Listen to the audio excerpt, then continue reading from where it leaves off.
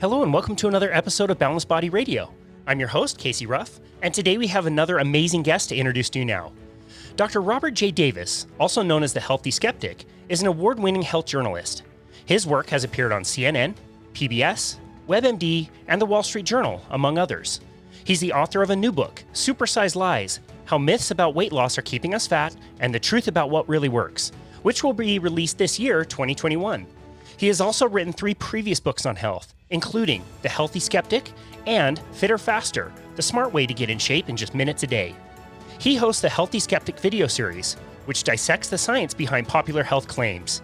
Davis holds an undergraduate degree from Princeton University, a master's degree in public health from Emory University's Rollins School of Public Health, and a PhD in health policy from Brandeis University, where he was a Pew Foundation Fellow.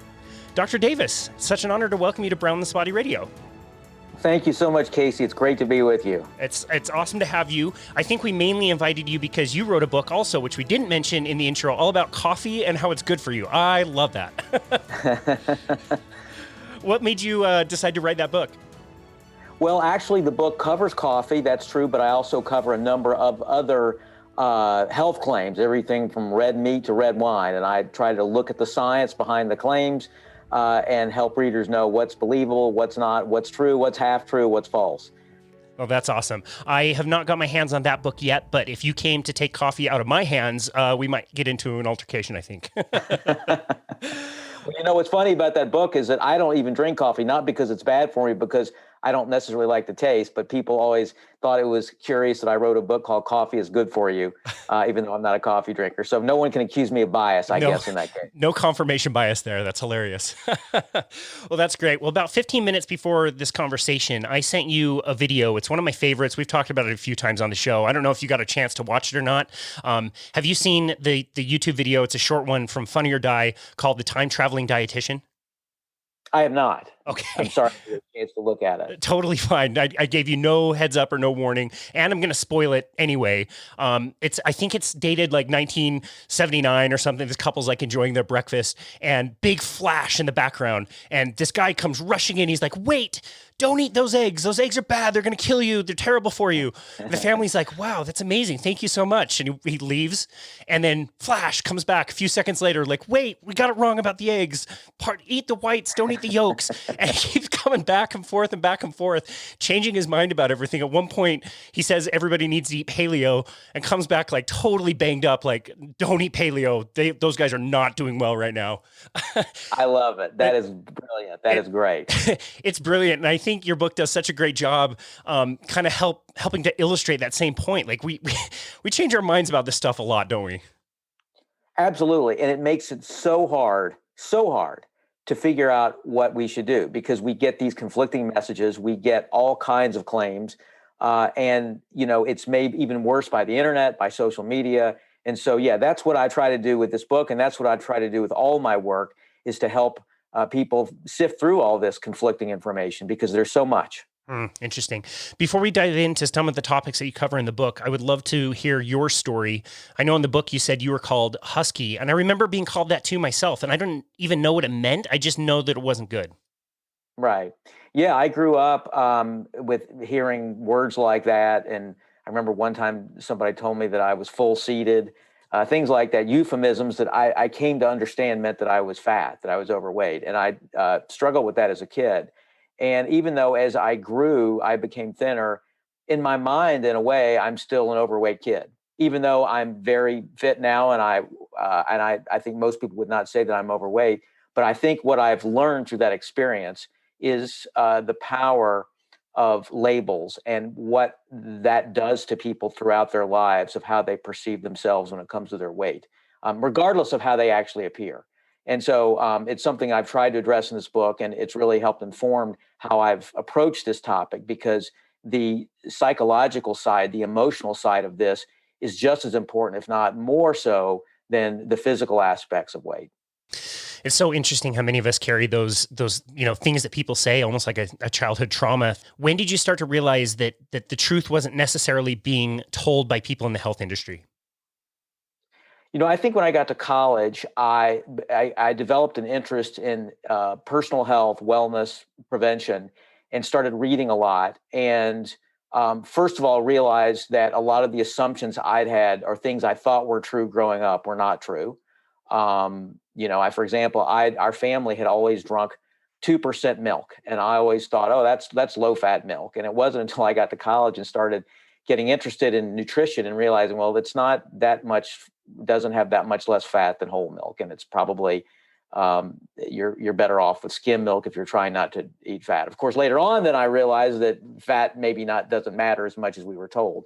Nevertheless, it was in college that I started to recognize that, and then as in my work as a journalist, started being when I got out of college as a health journalist, started being bombarded with press releases from all kinds of entities trying to push whatever their treatment was or whatever their cure was or whatever their preventive method was, sometimes coming from respected institutions, from universities and so forth, and realizing a lot of this is just propaganda. This is people trying to spin me as a journalist to get me to promote whatever it is they're trying to sell.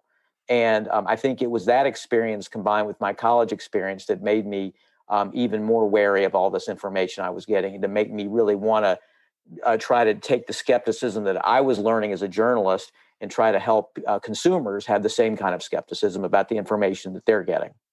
This is why I'm just so grateful for people like you, journalists, engineers, people that are outside of the medical system who are almost like whistleblowing the whole thing, because the system is so well established at this point. It's just not very likely that we're going to see change coming from the top down, right?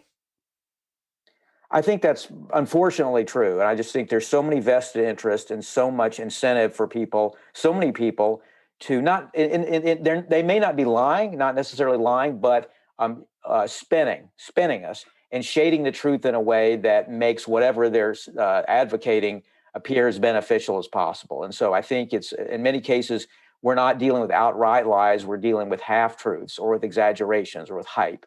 And so, yes, the system is set up to encourage that kind of hype and that kind of exaggeration, and largely because of financial reasons. And your book specifically focuses on weight loss. What were some of the things that happened that set us just so awry as a society as far as gaining weight and obesity? Yeah, it's a complicated issue. And I think one of the things I talk about is when somebody says they have the answer or they focus on a single culprit, they're either naive or foolish or both, or lying, perhaps, but because it is complex phenomenon. There are a number of factors, I think, that have played a role. One, obviously, is just the sheer ubiquity of food. Everywhere we go these days, and it's been this way for increasingly over the years, we encounter food, whether we go to the airport, whether we go to the office, whether we go to Home Depot, whether we go to Office Depot, wherever we go, there's food there tempting us. And I think the fact that there's more and more food available to us everywhere we go has resulted in people eating more and more and more. I think that's undeniable. Also, obviously, the way that we go out to eat more, and restaurants have increasingly given us larger portion sizes. So we eat more, we go out more to eat, and whenever we go out, we tend to eat more. And then restaurants service gigantic portion sizes. That's exacerbated the problem. So I think certainly just the sheer ubiquity of food matters. But the food industry plays a large role in this as well. Obviously, the food industry has cranked out all kinds of highly processed foods, convenience foods that we understandably eat because of our busy lifestyles. But these foods, research shows, to a great extent can contribute to obesity and are contributing to obesity. And then paradoxically, foods that are supposedly diet friendly. We have lots of these that are diet friendly, that are low in fat or low in carbs or low in sugar, whatever the case may be. Paradoxically, these foods, because they are processed, even though they're supposedly diet friendly or good for our health, actually can make the problem worse because they're still processed foods. And the fact that we have huge amounts of advertising aimed at us from everywhere to get us to buy these foods obviously makes it worse, because we tend to eat more of these, and in many cases think we're doing ourselves a favor by eating foods that are supposedly diet friendly that are doing just the opposite. So that's a factor as well.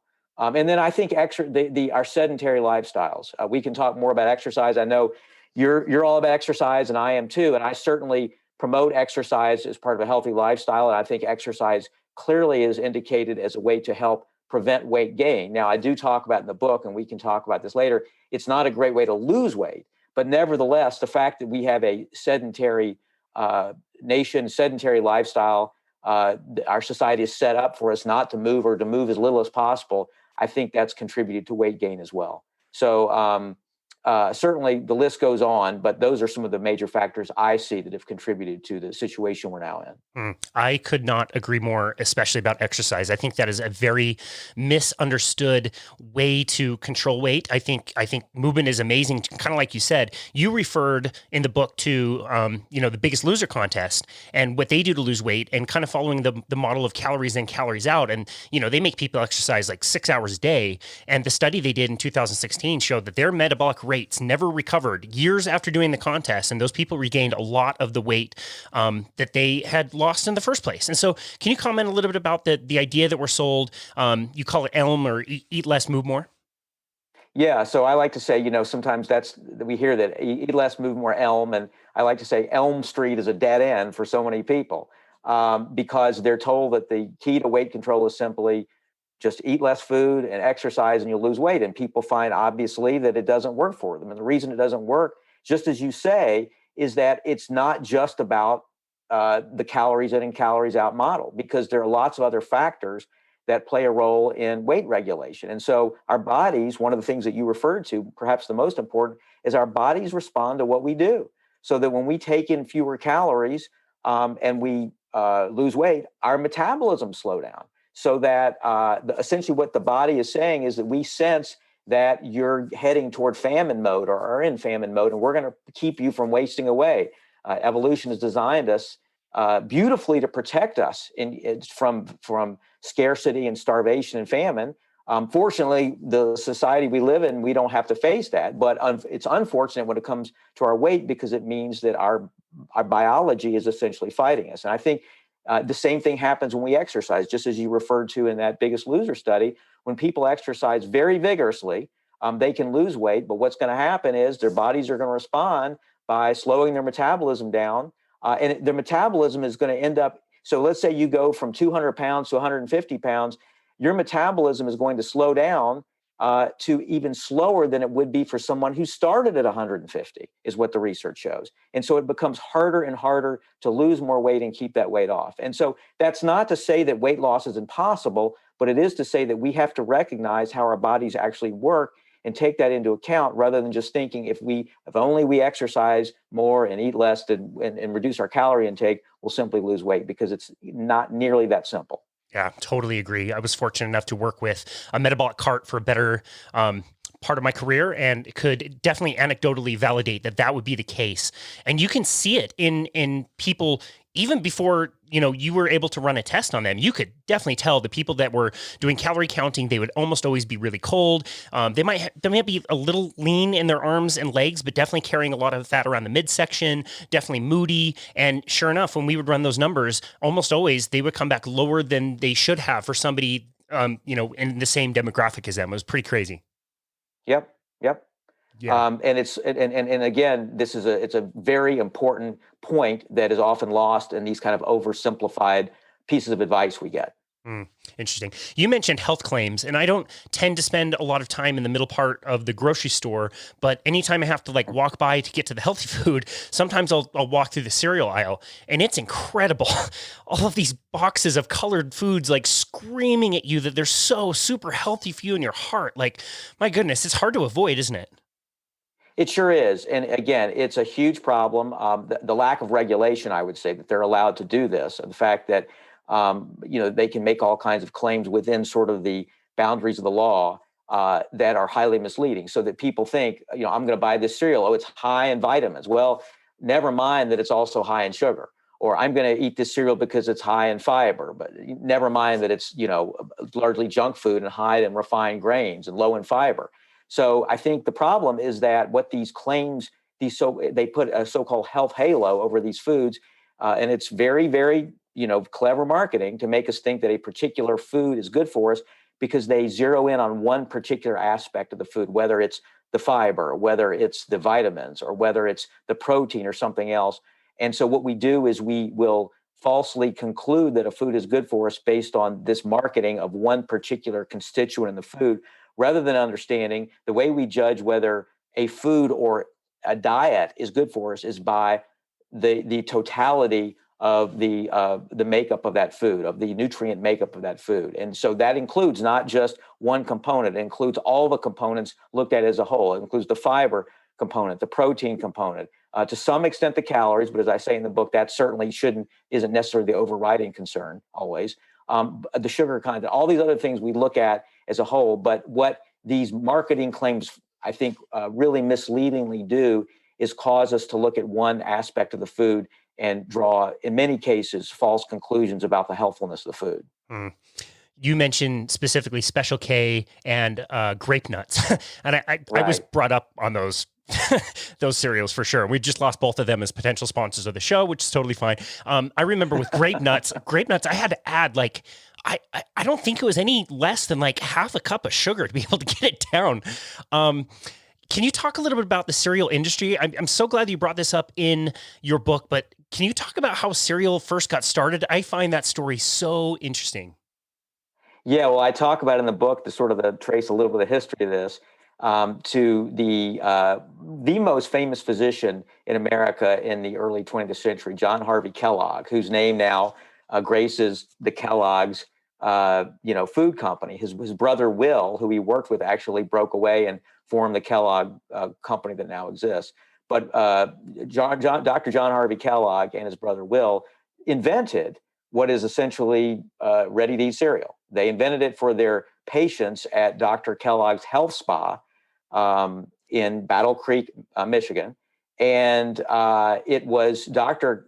Kellogg's promotion of this cereal that helped spur this idea that breakfast was the most important meal of the day. And so I talk about sort of the history of this. And then you mentioned grape nuts. One of his patients was this guy named C.W. Post, who ended up allegedly stealing some of the recipes, the cereal recipes from the Kellogg's, and developing his own recipes. He set up shop right down the road in Battle Creek, Michigan, and started his own cereal company. And he was a brilliant marketer and took this idea and ran with it, that eating cereal in the morning could do all kinds of amazing things for your health. And out of this was born, both through Kellogg and through Post, the idea that everybody should eat breakfast. And then eventually it led to ads by Post that eating cereal could help control your weight. And Kellogg's did the same thing with Special K. And so I think a large impetus for this idea of this focus on breakfast being the most important meal of the day, which it turns out research shows is not necessarily the case, and eating cereal specifically to control weight were largely the result of very clever marketing by the cereal industry early on. Classic. You can't make this stuff up. Do we know, like through the history of humanity, did we ever eat breakfast? Was that ever a thing for us? That's a very good question. I don't know the answer to that. I think that what we do know from history is the idea that we eat 3 meals a day, breakfast, lunch, and dinner, and this idea that this is something that's fixed, that all of people in the history of humankind have done. That's not true. I mean, what research does show is that different societies throughout the history of civilization have had different eating patterns, and there's nothing that's biologically optimal necessarily about eating 3 meals a day or eating breakfast or anything else. I think tribal societies have in the past have eaten when people had access to food and when they were hungry, and didn't necessarily eat on a schedule. And so there's nothing wrong with eating 3 meals a day, but I think that the idea that you must eat 3 meals a day, or that you have to eat breakfast, or you have to eat at times, is not supported by any evidence or any history that we're aware of.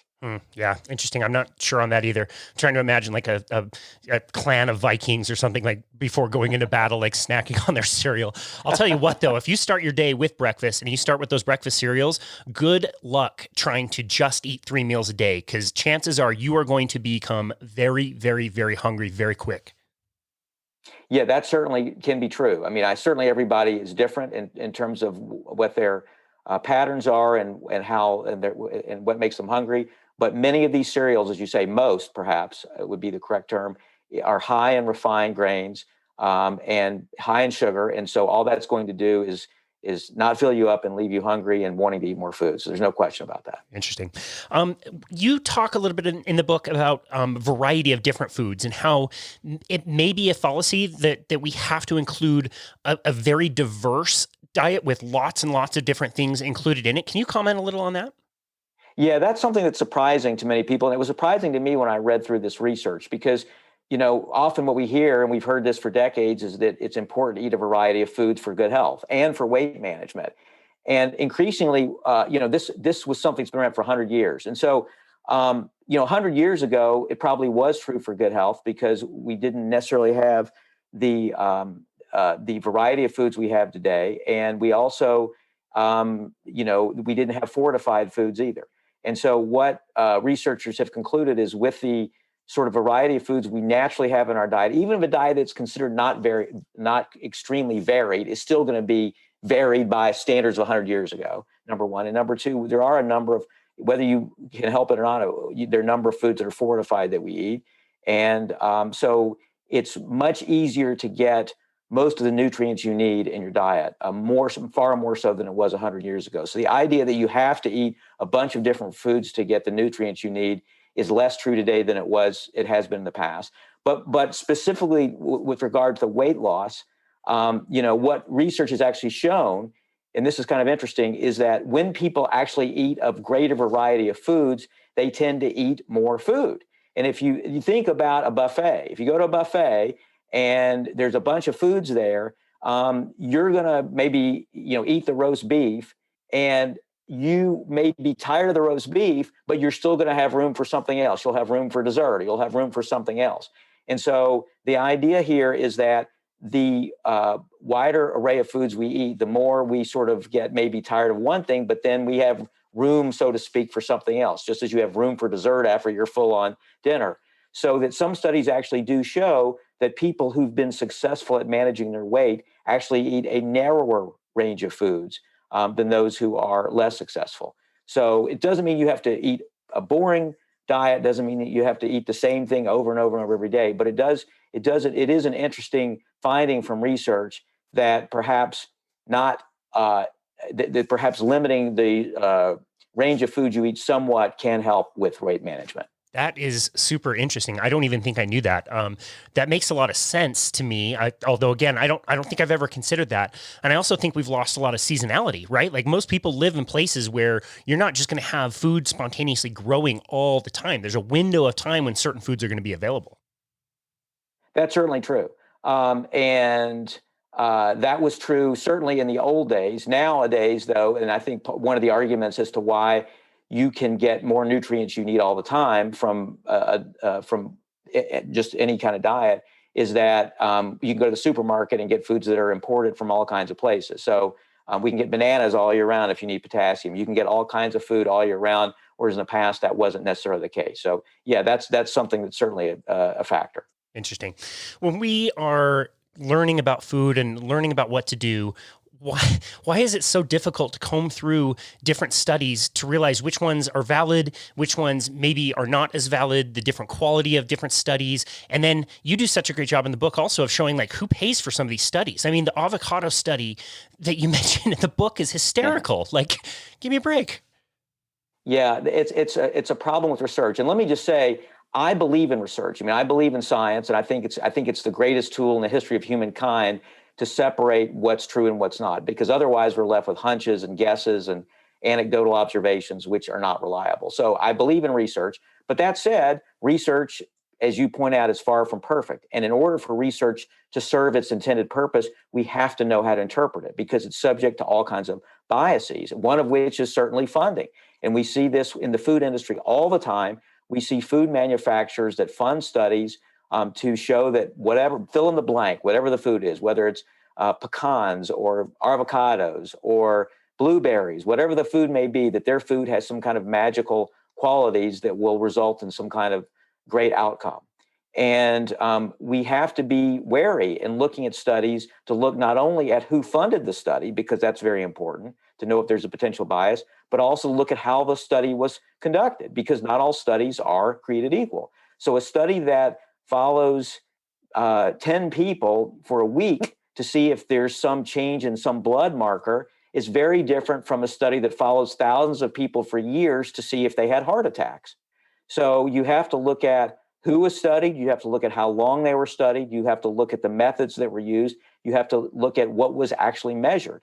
And often these details are not readily apparent in the reports through the media or online we get. And so I think it's very important for us to be able to figure out what's believable and what's not, to know those details. Now, obviously, most of us are not scientists. We're not going to go dig up the studies and read them. That's not something that most of us have the desire or ability to do. But there are shortcuts, ways, at least questions we can ask and clues we can try to get from the reports we see. And if you see something was done in mice, or if you see something was done in 10 people, that ought to be a tip-off that study is not very credible. And even if the study was done by a reputable institution in thousands of people and lasted for years, just because it's one study is not necessarily a guarantee, or just the fact that it's one study is not a guarantee that it's believable. We have to look at what scientists call the totality of the evidence, which means we have to look at all the studies combined. It's what I try to do in my work, to look at all the studies and weigh these factors as I'm evaluating the research.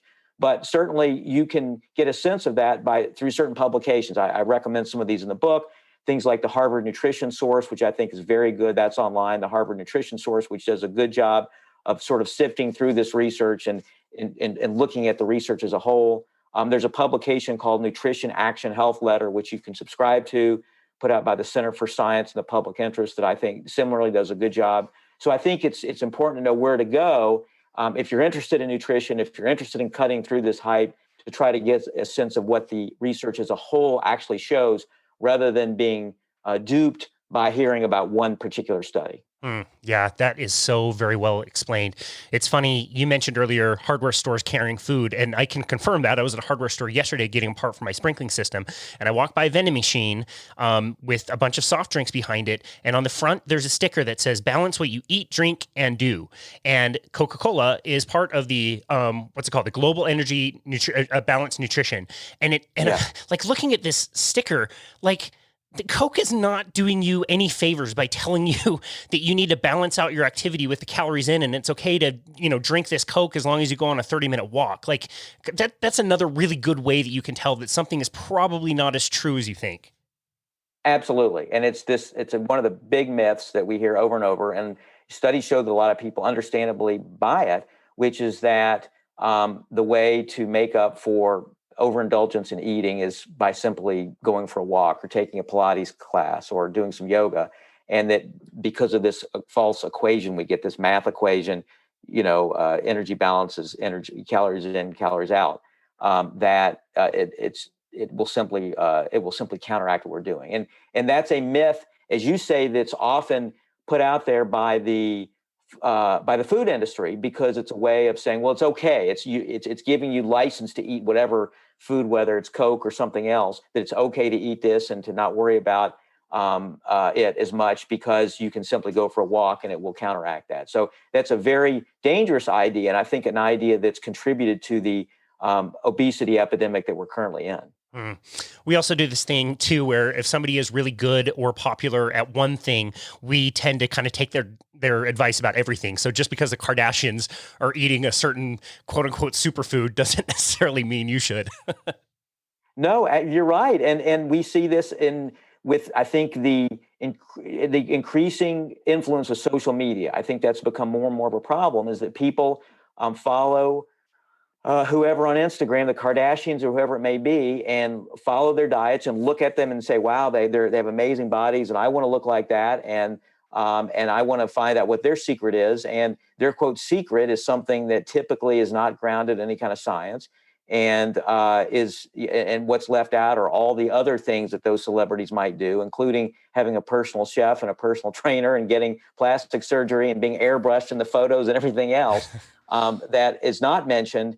And so we glom on to the one thing, whether it's the apple cider vinegar or the avocados or the detox diet, whatever it may be, that celebrity supposedly says is supposedly the secret, and are misled into thinking that if only we do this as well, that we'll look like that person. And it's I think, again, another big contributor to The problem we have, because not only does it not result in success, but it diverts people from things that really do matter, that are going to help.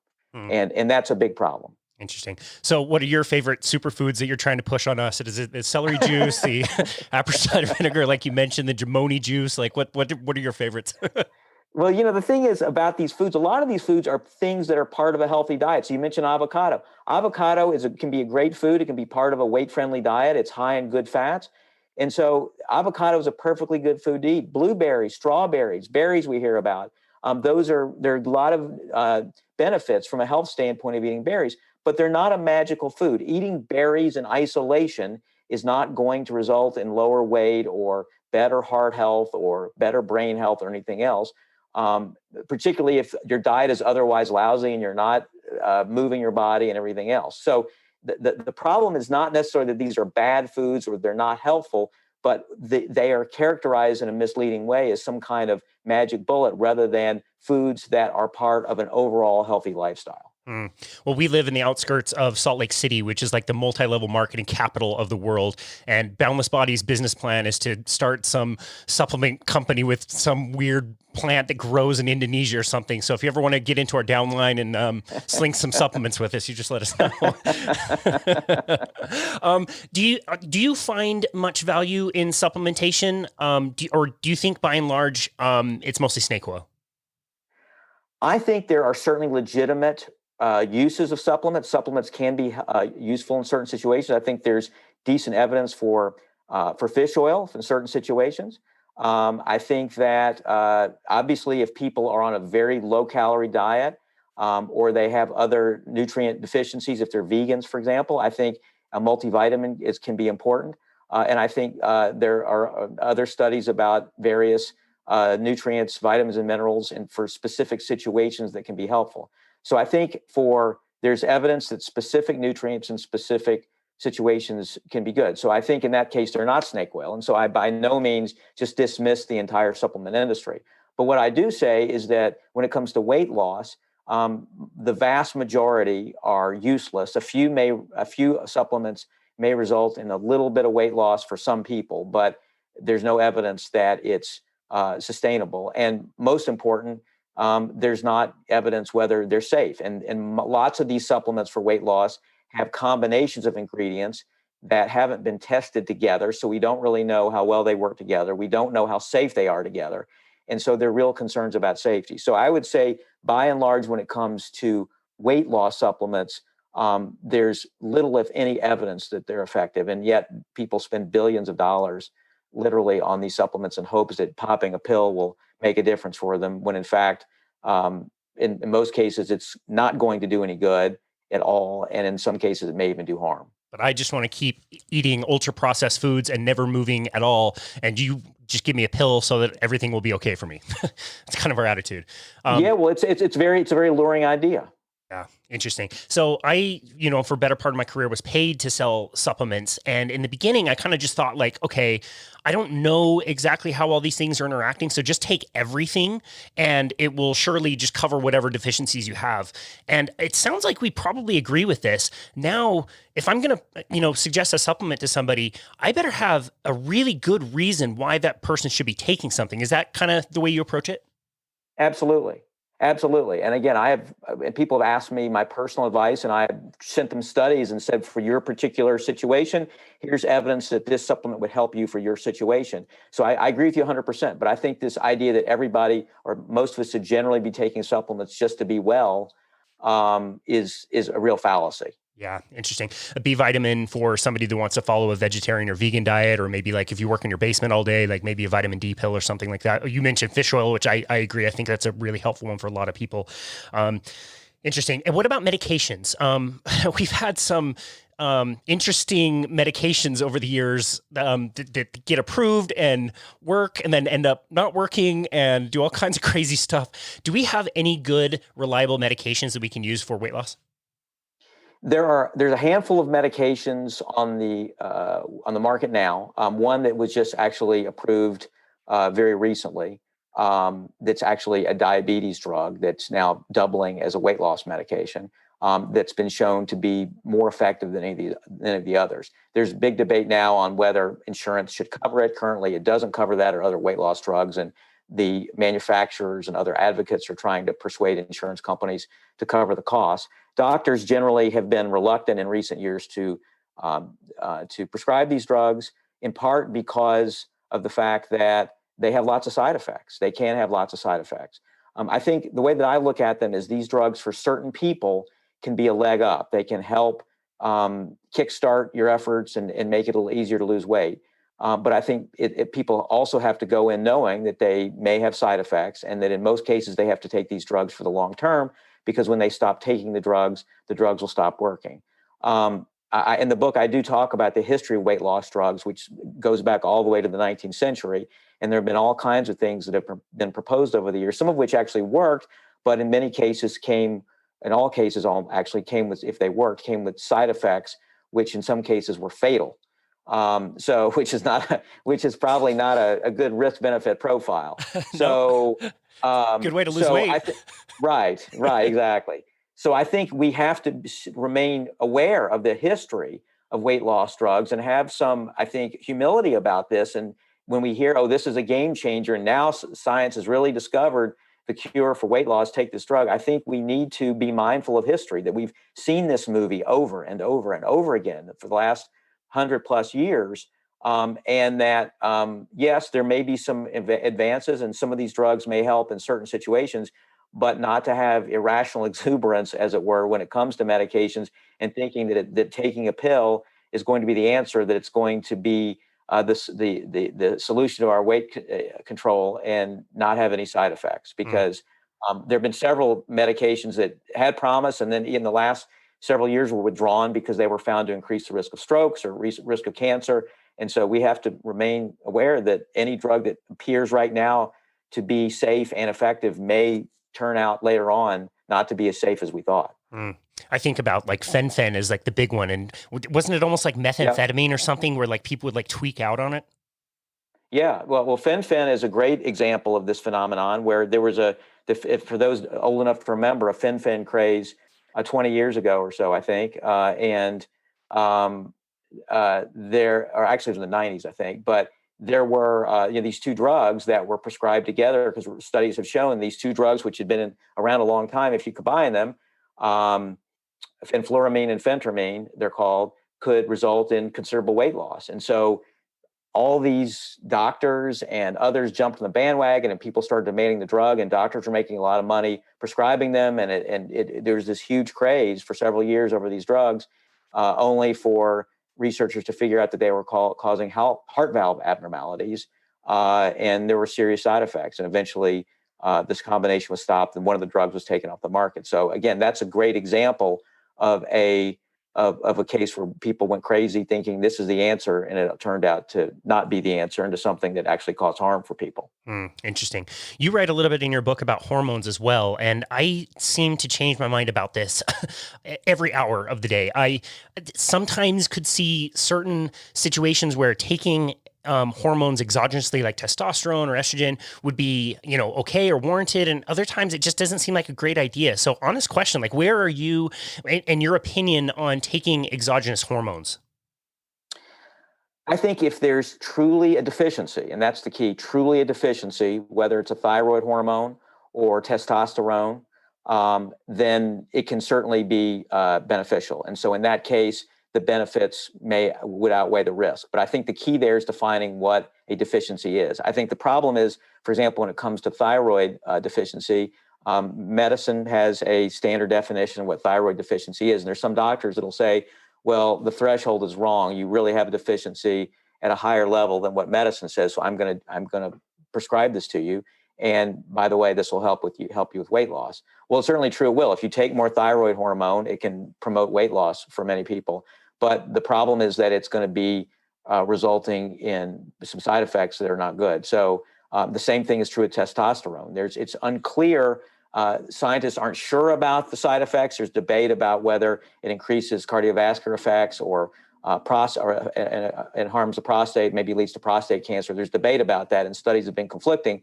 But there's enough evidence to be wary about taking testosterone, for example. And so where I come down on that is that if you're uncertain about the risk, and there's at least the potential for risk, the benefits darn well better be firmly established. And you better be sure of those benefits. They should be proven through studies before you run the risk of taking that supplement. So that's where I would come out on it. And I would say with regard to weight loss, I think the risks, in my view, for most people are going to outweigh the benefits, certainly when it comes to weight loss.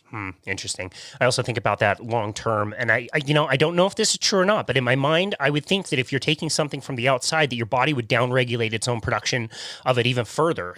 Again, I don't know that that's the case, but that's just what would make sense to me. But do you have an opinion on that? Well, certainly we see that with thyroid. I think I'm not a physician, but I think that if people don't need thyroid and start taking it in pill form, then their thyroid's going to ramp down in terms of what it's producing. So yes, I agree with that. I think one thing I would add is with regard to, we've seen a real life example of what can happen when we get sort of overexcited about taking hormones, as we see with women with hormone replacement therapy. We saw what happened, and people that are familiar with this history will warn us about this. Then, hormone replacement therapy for women was touted for years as something that all women, menopausal women, should do to keep their brains in shape and get their skin looking good and looking young and their hearts healthy and so forth. And a number of doctors prescribe hormone replacement therapy for women, and millions of women took hormone replacement therapy only to learn after years that this was actually increasing the risk of breast cancer, the risk of strokes, and it was in many cases having the opposite effect with regard to cardiovascular health as intended. So I think it's a very important cautionary tale about taking any kind of hormones, because there are millions of women that end up suffering greatly with breast cancer and other effects, thinking that they were doing themselves good by taking those hormones. Yeah, very well explained. It's interesting. I don't know if you know this about humans, but we're not necessarily the best of thinking through solutions. And sometimes what we consider an improvement has unintended consequences. And so, the obesity thing is just going way in the wrong direction. We come up with things that we think will help. And so something like a sugar tax. I know some cities have done this. I'm not sure if any states have done it on a statewide level, but definitely at different city levels, we put a tax on sugar, try to put a tax on sugar. Can you tell us a little bit about the unintended consequences to that? Yeah, it's something that I talk about and have thought a lot about, because, a lot of times this issue gets, as many things do, framed through politics, and either people are, pro-regulation or anti-regulation, or they think that they see it through a political lens. I don't see it that way. I see it strictly through a health lens, which is how I try to view that and other issues. And so I think with regard to taxing foods such as soda, sugar-sweetened beverages, while in theory it may sound good, you say, well, it's like cigarettes, right? We tax cigarettes and cigarette consumption has gone down. But the difference is that cigarettes generally is either a yes or no decision. So you either buy cigarettes or you don't buy cigarettes. Now, obviously, you could vape, something like that. But generally, it's a yes or no decision. With food, it's far more complicated. So if you tax, let's say, soda, and people may buy less soda if it's taxed heavily enough. But then they're not necessarily going to drink water. They may end up buying, instead of soda, they may buy juice and think, oh, well, that's better, I'll buy juice. Well, juice in many cases has as many, if not more, calories than soda, and it can have more sugar. So juice is, even if it's pure orange juice or pure fruit juice, is not necessarily a better option when it comes to your weight. Or they may get beer, or they may get chocolate milk, or they may buy chips. So the point is that simply by taxing the foods, we don't have evidence that that's going to actually result in lower weight. We have some evidence that will result in less soda consumption. People may buy less soda, but we don't know whether it will lead to more healthful purchases or it will lead to lower weight. And so my concern is that, number one, we don't have strong evidence that kind of intervention is going to lead to the results we want. It's a bad idea to implement it, because already we've seen through COVID, people understandably are very averse to having their freedoms restricted and being told what to do. And so if we're going to do that, we better make darn sure that we know that what we're advocating is going to work as intended. And we can't say that with soda taxes. We don't know that. And the bigger concern I have, and that's certainly a concern because I think it further undermines trust in science and public health. When public health people say, here, do this, we're going to restrict your soda, by taxing it, and then it doesn't work, people are going to be even more distrustful of science. But I think an even bigger issue is that we end up having these big battles over soda, whether we should tax it and what we should do, when soda by itself is not the main cause of obesity. And it is a cause, as a number of other things are, but it's not the main cause. And so we've seen over the years, soda consumption has actually gone down, but obesity rates have gone up. So even if we were to restrict it even more, we can't say that this would result in lower obesity rates. And so what happens is we get distracted by having these kinds of debates instead of focusing on what's really important, which is in my view, is the overall quality of our diets, not whether it includes food A or food B or soda or not soda. It's the overall quality of our diets. That's the issue. That's what matters the most when it comes to our weight. And I think in having a debate over whether to tax soda or to have these other measures, we lose sight of the bigger issue, which is how our overall eating patterns and how we can help people improve those. Dr. Davis, I can't even imagine a world where we would lose trust in public health.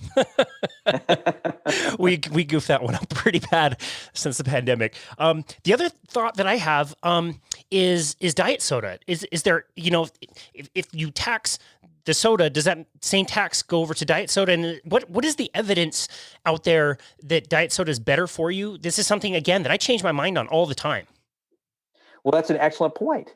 And in fact, what the studies show, by and large, and this is surprising to people, that artificial sweeteners, diet soda, does not result in lower weight.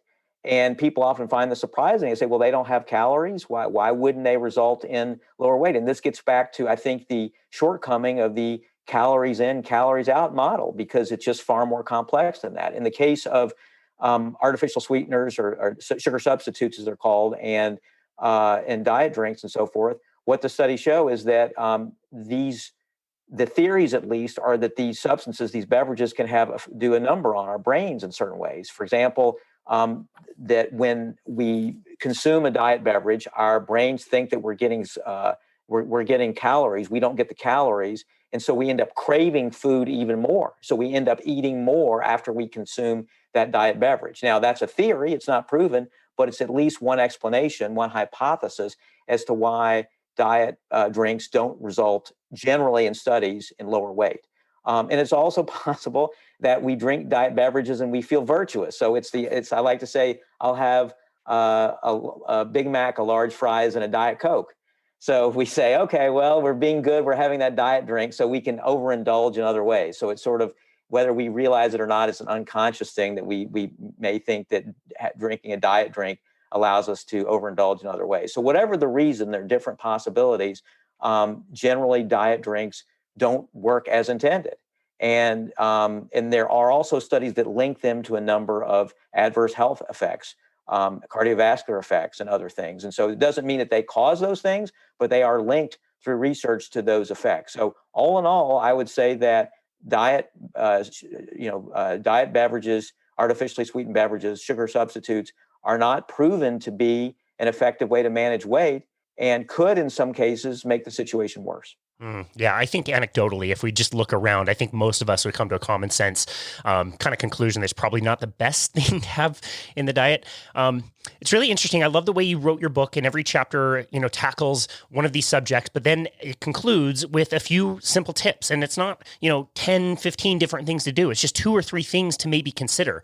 And you don't promote any one type of diet. It's just kind of the collective, diet altogether. And so it's easy to be deficit minded when we're talking about some of these things, and almost like lose hope, like, well, great, like, what can I eat? There's nothing to eat for eliminating all these things.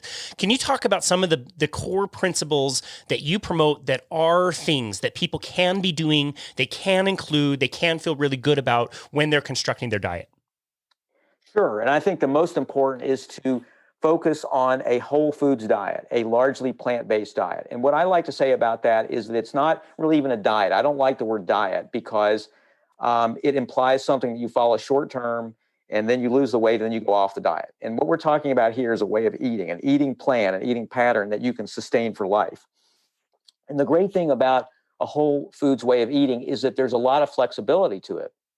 You can tailor it to your preferences, your needs. And so what does this include? Well, it generally includes fruits, vegetables, whole grains, seeds, nuts, fish, lean meats, eggs, dairy if you consume dairy, and minimizing highly processed foods, things like chips and soda and sweets, French fries, things like that. Now, it doesn't mean you never eat those. It doesn't mean they're toxic or they're off limits the way that some diets tell you never can eat certain foods. It just means that over time, if these are a regular part of your diet, you try to consume them less often, and that can happen over time, less and less often. And when you do consume them, you have them in limited portions and you eat them as treats. But the great thing about focusing on whole foods is that there are all kinds of possibilities. You can have whatever macros you want, meaning percentage of carbs, fats, protein, whatever works for you. You can do a variety of that. You can eat, if you like certain foods, include those, but you're not forced to eat foods you don't like.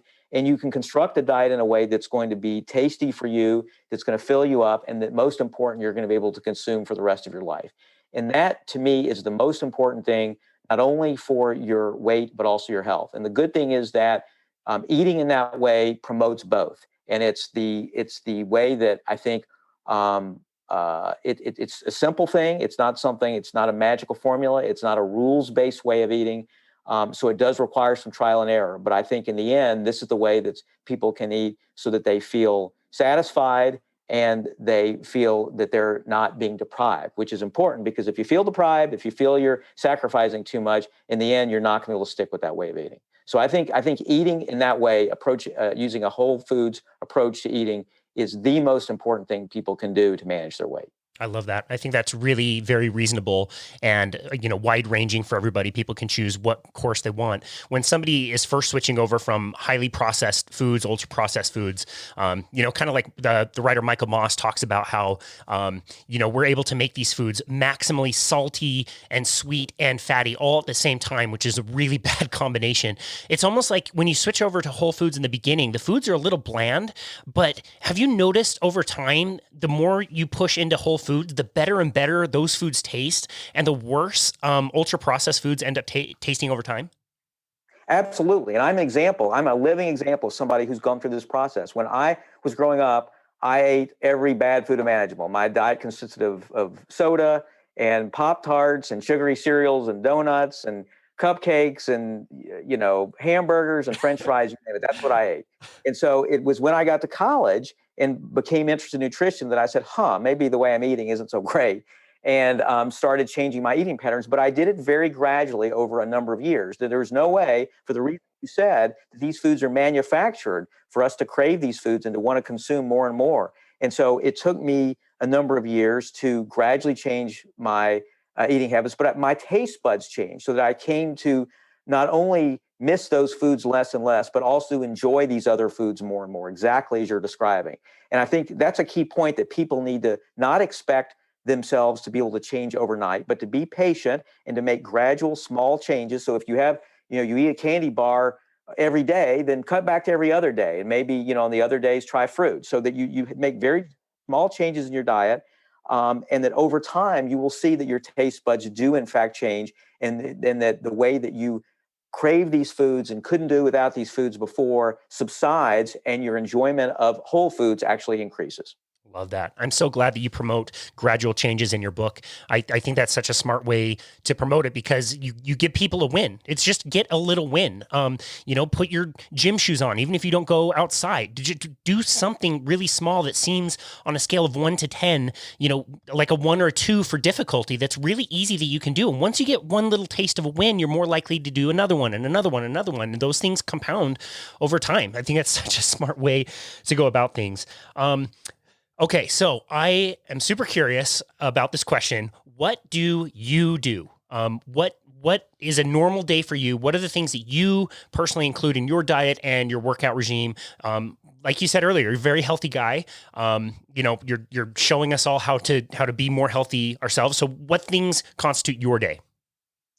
So I am my approach is that I try to be mindful of, at all my meals, of getting protein. So a little bit of protein to help fill me up. So at all the meals, I'll eat some protein. So for example, in the morning, I'll eat eggs or egg whites, or other foods that are giving me some protein.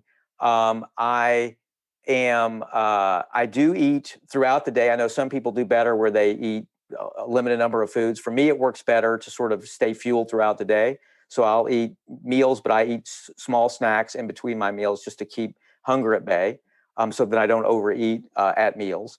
And I eat lots of whole grains. So I'm big on fiber. So I eat lots of fiber. That's something else that is great, not only for digestive health, but also it helps fill me up.